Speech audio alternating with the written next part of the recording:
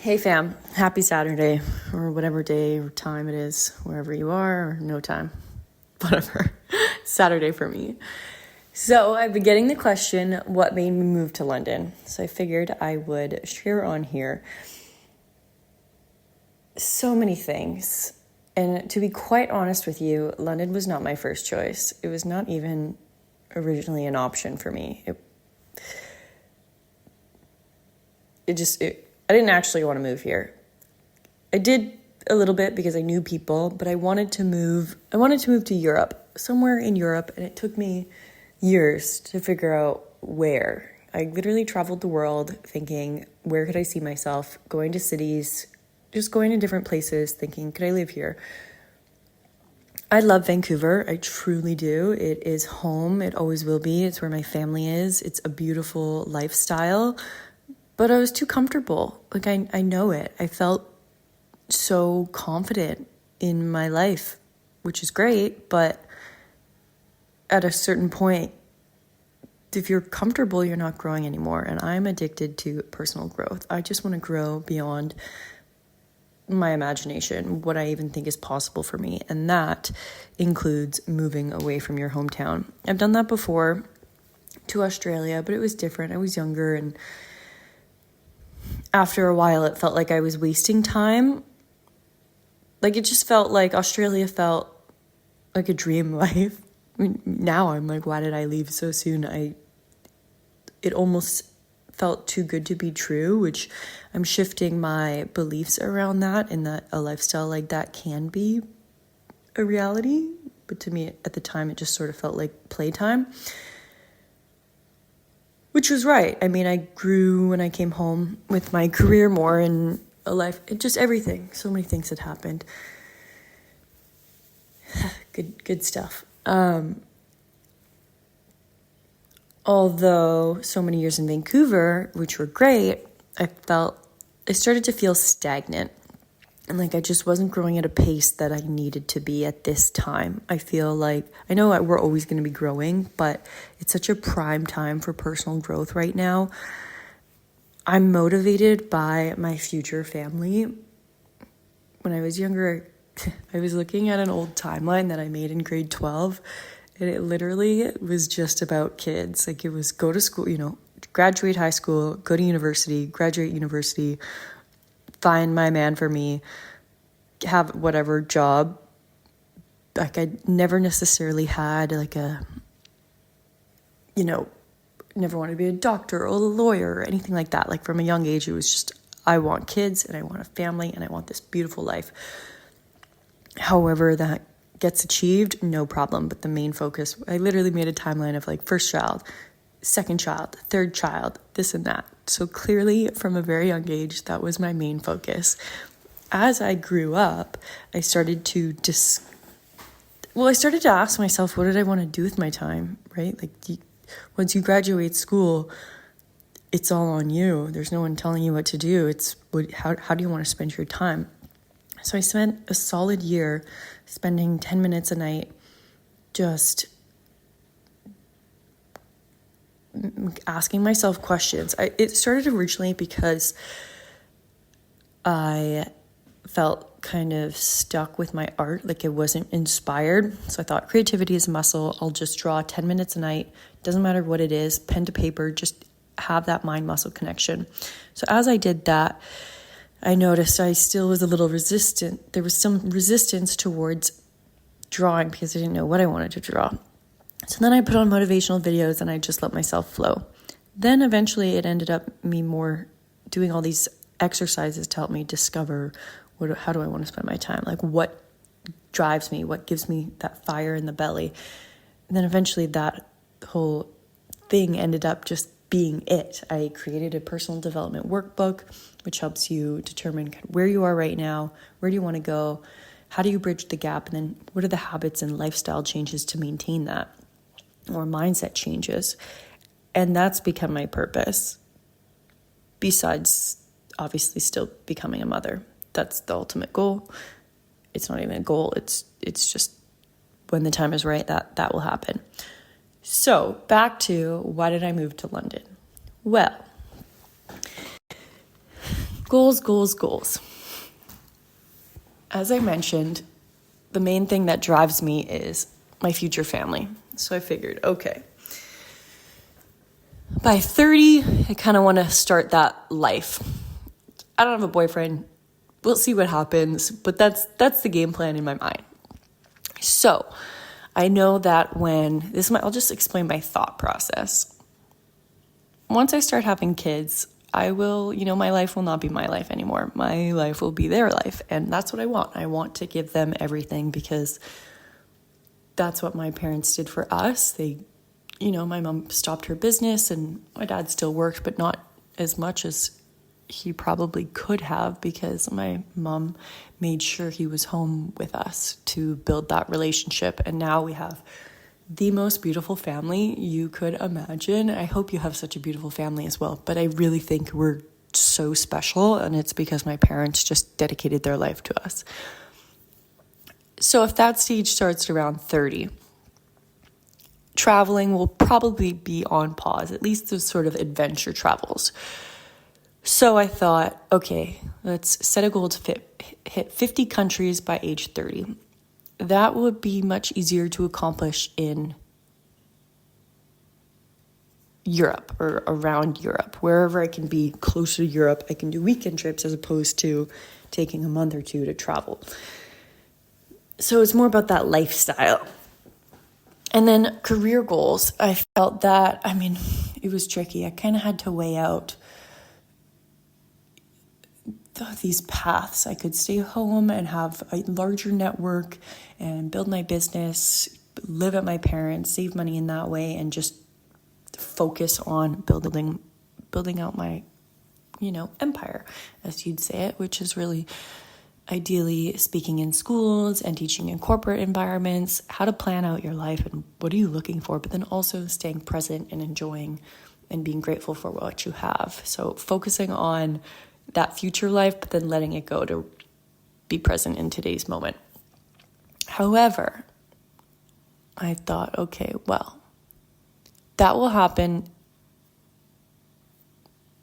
no matter what. Like it'll just happen because I know it will, because I'll make it happen. The traveling, you can't quite do from Canada. You just can't quite do that. Maybe you can, but at this stage in life, I can't. I need it to be more affordable so I can go do whatever trips, however often, and not take off a ton of time.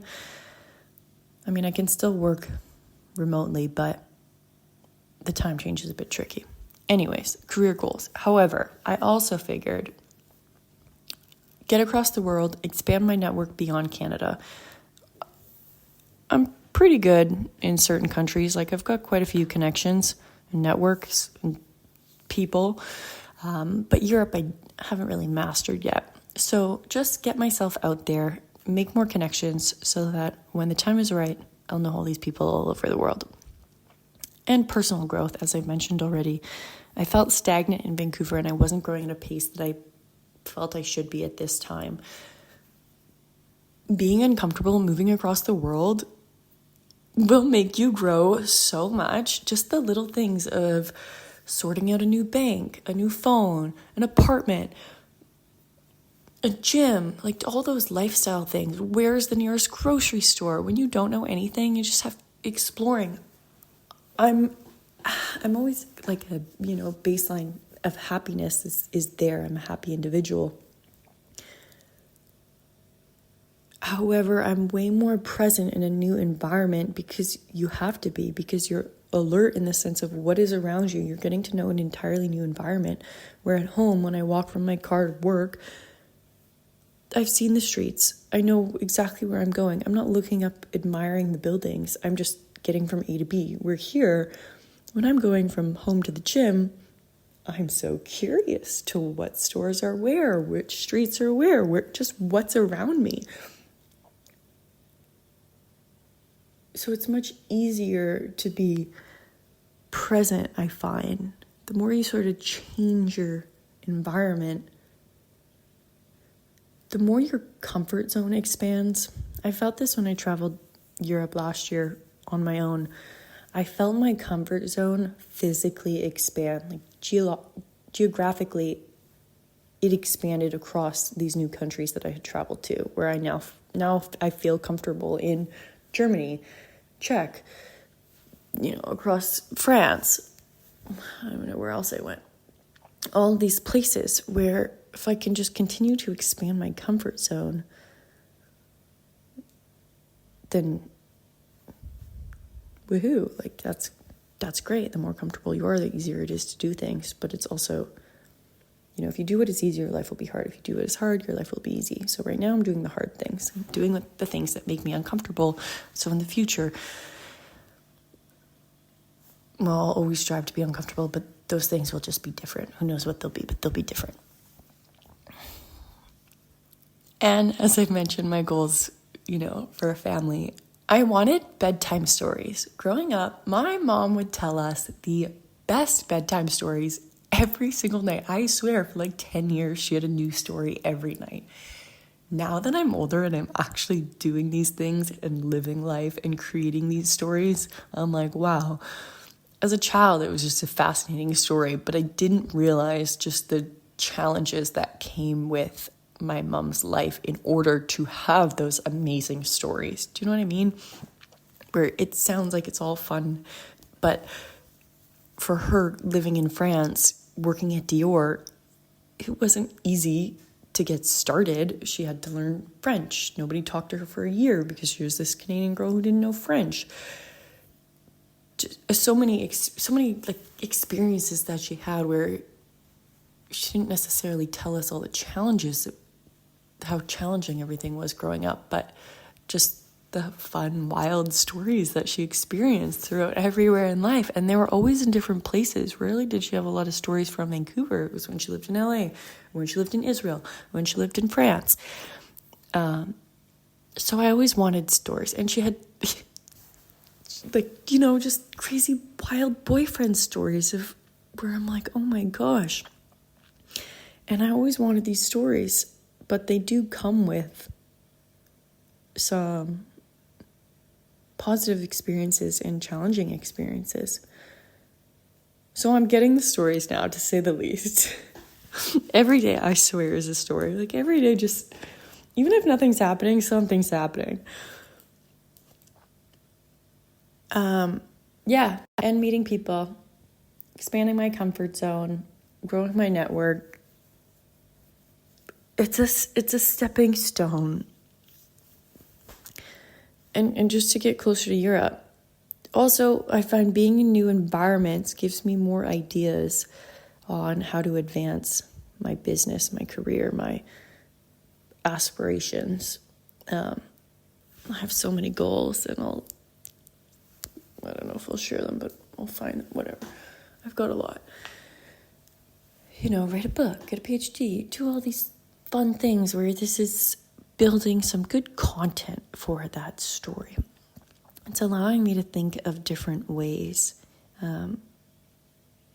Or speaking in schools over here. Now, technically, I've achieved my goal will achieve my goal of teaching and speaking internationally, even though it's with a school from Vancouver. I'll be doing it via Zoom in Europe. So it's international. So it's just funny how the world works out. That's the gist of why I moved here. I just like change. I'm a number 5 life path, which is all about freedom and adventure. I've been reading about lately, which makes sense why I have a hard time sitting still and just being comfortable with things. Like I'm always changing.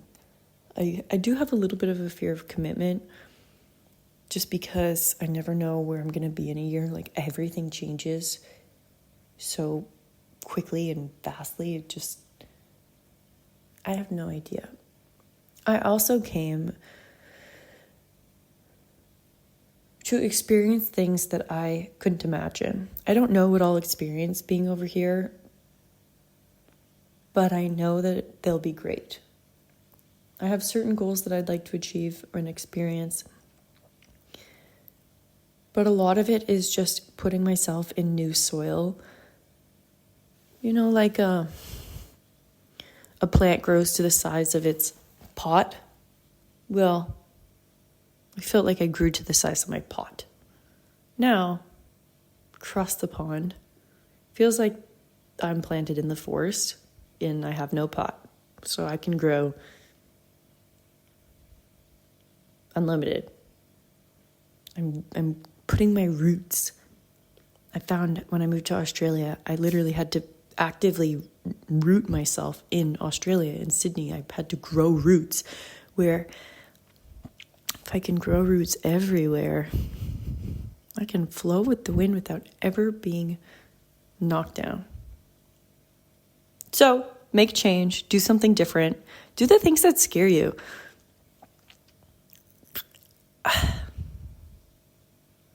You don't want to have any regrets. And I do find a common regret that I hear older people say is really just about traveling more, or they should have lived there, or, it's not really about their career, maybe family stuff. But while you're young, and if you're listening to this, you're most likely pretty young. Even if you're not that young, you're still young. If you're alive and you're walking and you're listening to a podcast, you're young enough. Have fun, make a change, do the things that scare you, do the things that make you uncomfortable. It's really quite rewarding. Okay, I love you.